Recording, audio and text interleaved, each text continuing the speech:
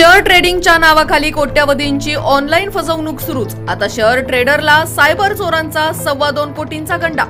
ही फसवणूक टाळण्यासाठी आमिषाला बळी न पडता गुंतवणूक करण्यापूर्वी खात्री आणि चौकशी करण्याचे पोलिसांनी केले आवाहन। शेअर बाजारातील गुंतवणुकीतून मोठा परतावा देण्याच्या आमिषातून लाखो नाही तर कोट्यवधी रुपयांची फसवणूक करण्याचे प्रकार सध्या खूप वाढलेत।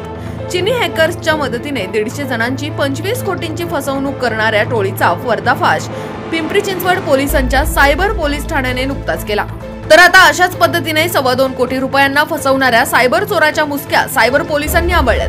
त्यानंतरही अशा फसवणुकीचे प्रकार शहरात सुरूच आहेत। त्यामुळे शहरवासियांचीच नाही तर पोलिसांचीही चिंता वाढली आहे। सध्या ऑनलाईन फसवणुकीत शेअर बाजारातील गुंतवणुकीतून मोठा परतावा देण्याच्या आमिषातून कोट्यवधी रुपयांना गंडा घालण्याचे प्रकार खूपच वाढले असून त्यातून कोट्यवधी रुपयांवर सायबर चोर डल्ला मारत आहेत। त्यांची गुन्ह्याची पद्धत ठरलेली आहे। प्रथम ते सोशल मीडियात शेअर बाजारातील गुंतवणुकीवर आवाच्या सव्वा परतावा देण्याची आकर्षक जाहिरात देतात।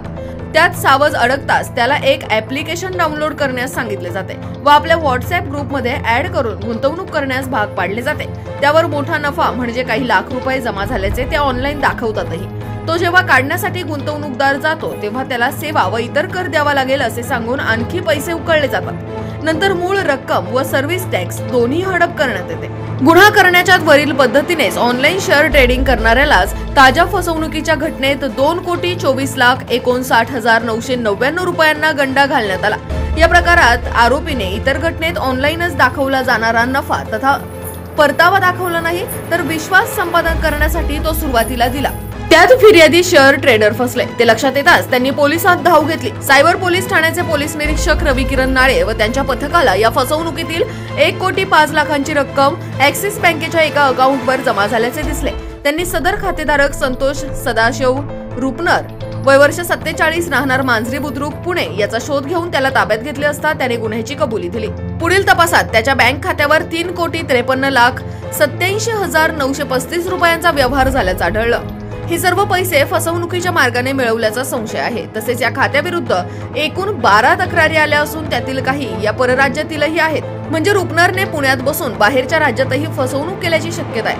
या वाढत्या ऑनलाईन व त्यातही शेअर ट्रेडिंगच्या नावाखाली होत असलेल्या मोठ्या फसवणुकीचे हे वाढते गुन्हे आमिषाला बळी पडल्याने होत असल्याचे शहर पोलिसांच्या सायबर पोलीस ठाण्याचे प्रमुख रवी किरण नाळे यांनी आपल्या आवाजाला सांगितले। पूर्वी बँकेत ठेव ठेवायची असली तरी 4 व्यक्तींकडे सदर बँकेविषयी चौकशी केली जात होती, परंतु सध्याच्या सोशल मीडियाच्या जमान्यात हा थेट टच कमी झाला असून मोबाईल स्क्रीनचा तो वाढला आहे। त्यात आता अनेक जण पूर्वीसारखी अनेकांकडे गुंतवणूक करण्याकरिता खातर जमा करत नाहीत। त्यातून ते दाखवलेल्या आमिषाला भुलतात, बळी पडतात, त्यांची फसवणूक होते असे नाळे म्हणाले। ही फसवणूक टाळण्यासाठी लालसेला बळी न पडता कुठे गुंतवणूक करणार त्याची खातर जमा करूनच ती करण्याचे आवाहन त्यांनी केले।